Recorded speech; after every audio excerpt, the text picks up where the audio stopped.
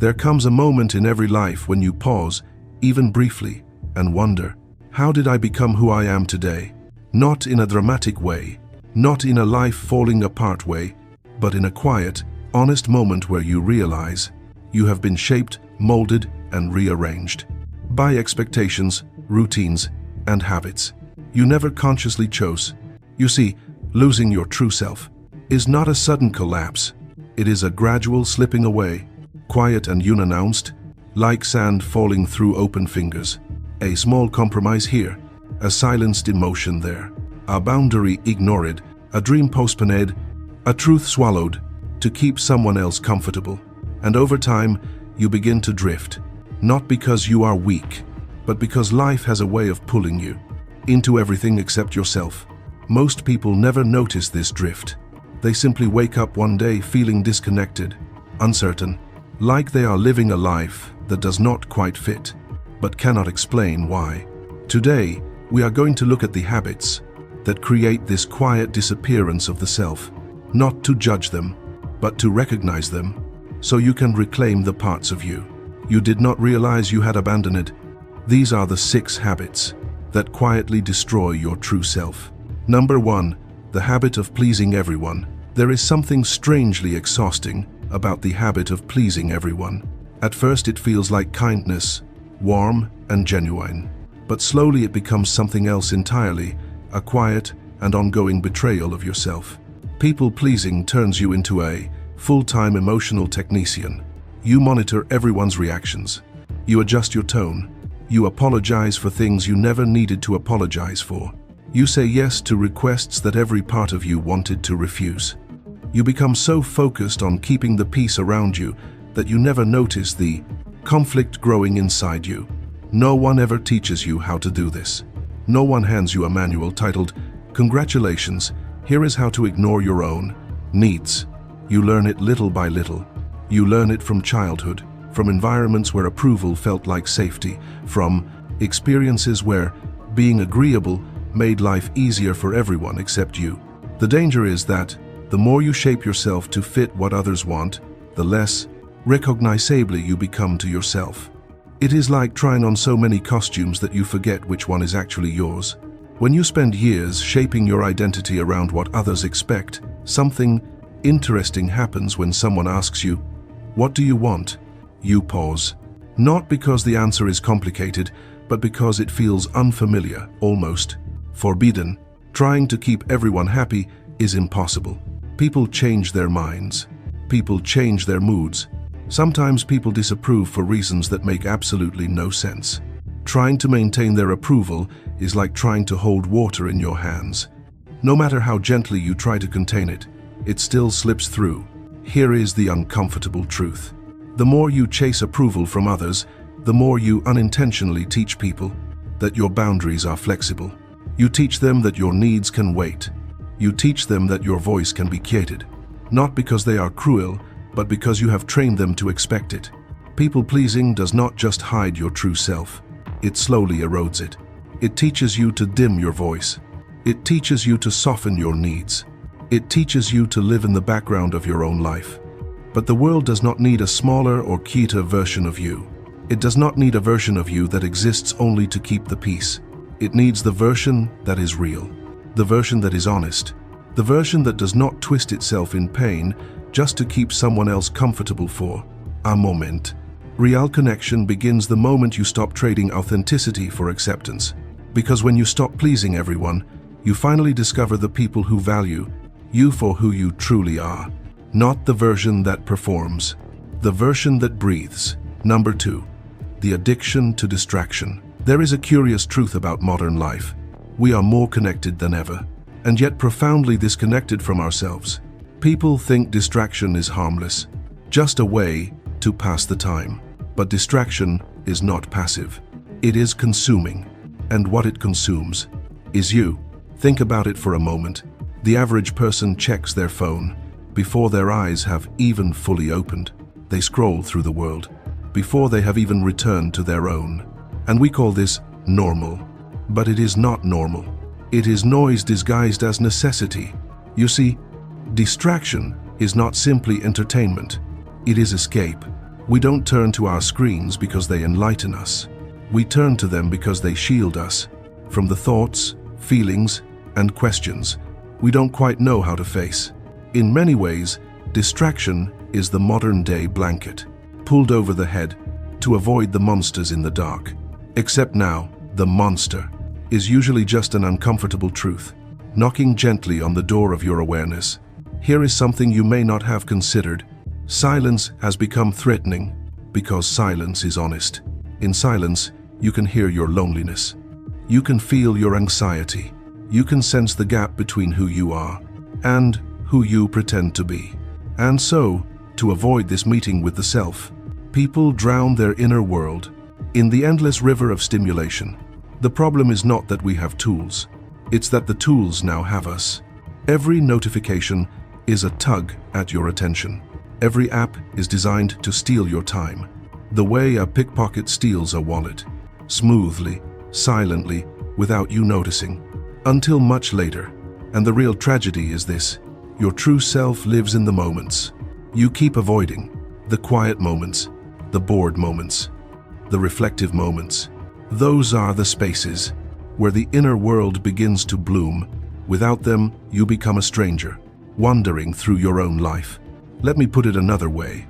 If your mind were a house, distraction is the visitor that keeps ringing the doorbell. So you never get the chance to go inside. And because you never go inside, you never learn who lives there. There is a reason why ancient philosophers, from east to west, always sought solitude, silence, meditation. Not because they wanted to relax, but because they understood something we seem to have forgotten. A human being becomes whole only when they meet themselves fully. And that meeting cannot happen in the glow of a screen.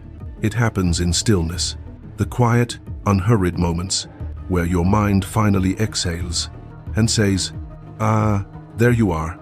So the real danger of distraction is not the time it wastes, it is the life it replaces. The more you distract yourself, the less you know yourself. And eventually, you wake up one day, feeling like a guest in your own existence, unsure how you arrived here, and even less sure what part of this life belongs to you. Number 3, living according to expectations. There is a moment, usually early in life, when we stop being the artist of our existence and become the assistant to other people's dreams. It happens so quietly that most of us don't even notice. We begin as children who intuitively know what we love. We sing loudly, we draw badly, we ask impossible questions, and we explore everything simply because it calls to us. But slowly, the world begins its training. You're told which dreams are realistic, which talents are useful, which paths are respectable, and like a river redirected by stone, your life starts flowing in a direction you never chose. The pressure is subtle, but relentless. Get a stable job. Don't disappoint the family. Success looks like this. Happiness is supposed to look like that. And you begin to shrink your inner world to fit the blueprint handed to you by someone else. Here's the strange thing. Most people don't even remember who gave them that blueprint. It could be a parent, a teacher, an old friend, or a version of society that doesn't even exist anymore. But you carry it as if it were a sacred rule book. The tragedy is this: you can succeed at every expectation placed upon you and still fail yourself, because a life built on approval will always collapse in silence. Living for the expectations of others feels safe at first, like coloring inside the lines. You don't stand out, you don't make waves, you don't cause trouble. But safety is not the same as authenticity, and a life without authenticity will slowly suffocate your soul. Let me be clear. Most people are not living, they are performing. They are acting out a character they never agreed to play. They wake up, put on the same costume, recite the same lines, and wonder why life feels so numb. You cannot meet your true self while playing a role meant for someone else. And here's the quiet irony. The people you're trying so hard to impress are often too busy, worrying about their own expectations, to notice yours. Living for approval is like chasing a spotlight that keeps moving. You never arrive. The moment you do something bold, the moment you say, I want a different path, I want to create, I want to change, I want to be me, the world becomes uncomfortable. Why? Because authentic people remind others of the lives they never had the courage to live. But this discomfort is not a reason to abandon yourself. It's a reason to rediscover yourself. You are not here to be the storage container for other people's hopes. You are here to be the living expression of your own. Your true self cannot flourish in a life someone else designed. It needs space, breath, and freedom to follow its own gravity. Living according to expectations is the slowest form of self-abandonment. You don't lose yourself all at once. You lose yourself in a small, polite agreements to keep the peace. But here's the beauty. At any moment, you can begin again. You can peel off the costume. You can step out of the script. You can return to the voice that was yours long before the world got involved. And when you do, you realize something profound. You were never meant to fulfill expectations. You were meant to expand beyond everything that was expected of you. Number 4, numbing your emotions. There is an odd thing people do with emotions. Instead of feeling them, they try to negotiate with them. I'm not sad, I'm just tired. I'm not angry, I'm just thinking. I'm not overwhelmed, I just need coffee. Human beings will use anything: logic, productivity, caffeine, denial, sometimes even meditation, to avoid simply feeling what is already there. We treat emotions the way we treat spam emails. Ignore it, delete, hope they stop showing up. But emotions do not disappear. They wait, patiently, like unpaid bills that keep collecting interest. You see, emotions are not random inconveniences. They are signals from your deeper self, messages from the parts of you that do not know how to speak in words. Sadness is saying, something mattered here. Anger is saying, a boundary has been crossed. Fear is saying, please be gentle with me. Joy is saying, yes, this is the right direction.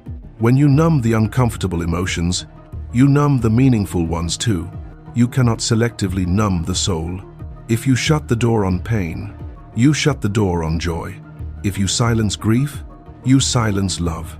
If you avoid discomfort, you avoid growth. But we avoid emotions for one simple reason. They make us feel out of control. They come without warning, without permission, without a neat explanation. And being vulnerable feels dangerous. So we distract ourselves. We drown emotions in noise, in entertainment, scrolling, work, in busy schedules that leave no space for truth. Some people become emotional landlords. They evict every feeling the moment it arrives. No, not here, go away. But the irony is this: the emotions you push away are the very ones trying to guide you home. Imagine if your body did the same thing with physical sensations. You are injured. Your body says, we are in pain. And your mind replies, no, we are not. We are just hungry. This is how many people live. They treat emotional signals as if they are optional. But emotions are not obstacles. They are information. To end information ignored turns into suffering. Numbing emotions also creates a strange emptiness. You become functional but not fulfilled. Calm on the outside, chaotic on the inside. People say, you are so strong, and you smile, all while secretly hoping someone notices that your strength is actually exhaustion wearing armor. Here is a deeper truth. Pain that is felt fully passes through you. Pain that is avoided builds a home in you. Emotions are not intruders. They are visitors. They come to teach you something, to reveal something, to heal something.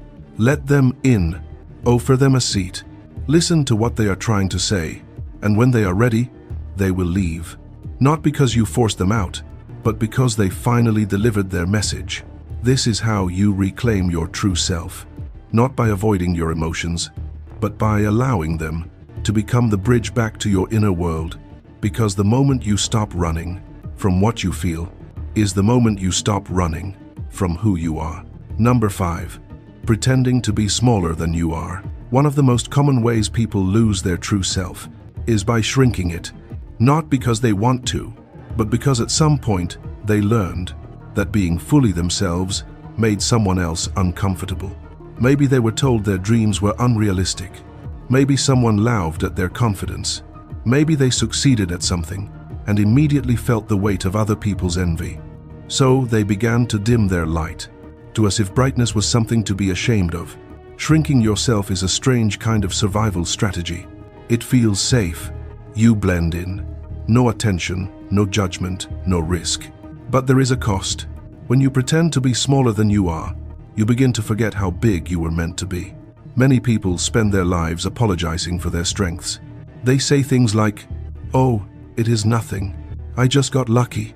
Or, "It is not a big deal," even when they have done something extraordinary.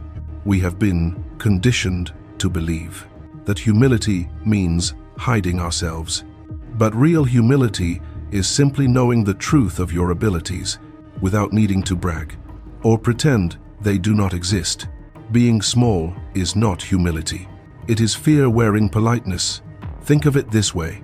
Imagine a tree deciding to stay short, so the other trees do not feel insecure. Nature would never do this. The oak grows into an oak. The pine grows into a pine. Everything in nature expands to its fullest potential without a single apology. You, too, were designed to grow into the most complete version of yourself. And that growth does not require permission. The world does not need your smallness. It needs your authenticity. It needs your voice, your gifts, your ideas, your presence. Pretending to be less than you are may keep you safe from criticism, but it also keeps you safe from possibility. When you shrink yourself, you shrink your life. Your relationships stay smaller. Your opportunities stay smaller. Your joy stays smaller. And maybe the saddest part is this. When you hide who you are, you also hide from the people who would love you for your real self. You become compatible with a life you do not want, and invisible to the life you do. There is a quiet but powerful moment when you stop saying, "What will people think?" and begin saying, "What if I finally showed up as myself?" Because when you stop shrinking, the world does not fall apart. The world adjusts. The right people draw closer. The wrong people drift away. And you begin to feel something you may not have felt in a long time. Yourself. Your true self is not small. It never was. It was simply waiting for the moment you chose expansion over approval. And that is the moment when your real life begins. Number 6. Ignoring your inner voice. There is a quiet guide inside every person. It is not loud. It does not shout. It does not force or argue. It simply speaks in the soft language of intuition. It shows up as a feeling in your chest, a tug in the gut, a sudden sense of knowing that appears without explanation. And yet, most people spend their lives ignoring this inner guide, not because they do not hear it, but because the world has taught them to trust everything except themselves. We trust the opinions of strangers online. We trust the expectations of society. We trust fear because it sounds practical. We trust doubt because it feels familiar. But the one voice we silence most is the voice that actually knows us. Your inner voice does not speak in logic. It speaks in truth. It does not calculate. It reveals. It does not predict. It aligns. And ignoring it is one of the fastest ways to lose your true self. Think about how many times you felt something was wrong, long before you had evidence. How many times you felt drawn to something without knowing why. How many times you knew the answer before anyone finished the question. That is not a coincidence. That is the deeper part of you, whispering guidance. But intuition is subtle, and the world is loud.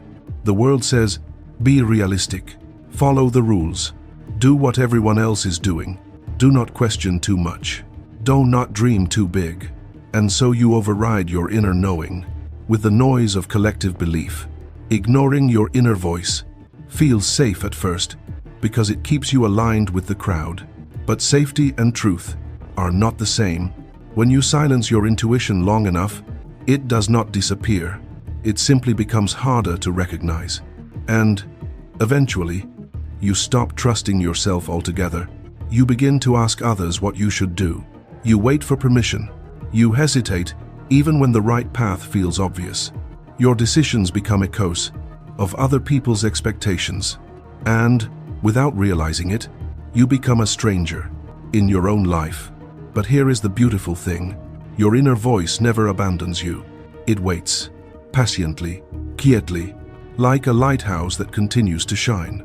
Even when the ship is drifting in the wrong direction, all it takes is a moment of stillness to hear it again. A moment without noise.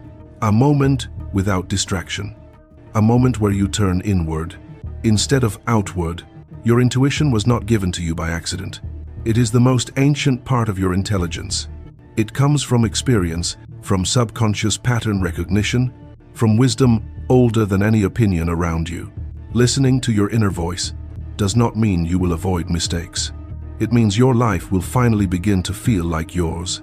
When you start trusting that quiet whisper, you begin to walk in alignment. You stop forcing situations. Your relationships become clearer.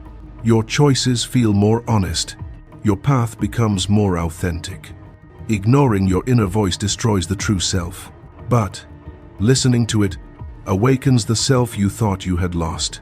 Because the moment you trust your inner knowing is the moment you return to the person you were always meant to be. The true self doesn't disappear in one dramatic moment. It slips away quietly through small behaviors that become habits, that becomes identity. But the beautiful thing is this: you can return to yourself. The same way someone finds a lost item, by retracing your steps, by paying attention, by asking, where did I last feel like me? And when you find that place again, don't walk away from it. Sit with it. Listen to it. Laugh with it. Because self-discovery doesn't always have to feel heavy. Sometimes it can feel like coming home to someone you forgot you missed. In the end, you are not meant to live as a diluted version of yourself. You are meant to live as the whole, strange, beautiful, authentic being you were always meant to be.